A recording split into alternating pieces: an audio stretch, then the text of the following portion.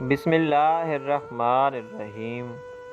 دیکھتی آنکھوں اور سنتے کانوں کو M S voice of all channel کی طرف سے محبتوں بھرا السلام علیکم۔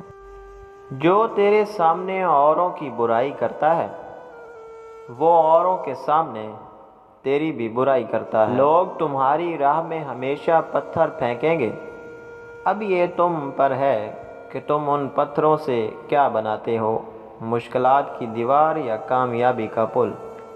انسان سخت مزاج تب بنتا ہے جب بہت سارے لوگ اس کی نرمی کا غلط فائدہ اٹھا چکے ہوتے ہیں۔ وہ لوگ کسی کے نہیں ہوتے جو دوست اور رشتوں کو لباس کی طرح بدلتے رہتے ہیں۔ زندگی ہر بار ہمیں دکھ نہیں دیتی، بعض دفعہ دکھ ہمیں ہماری منفی سوچ دے رہی ہوتی ہے۔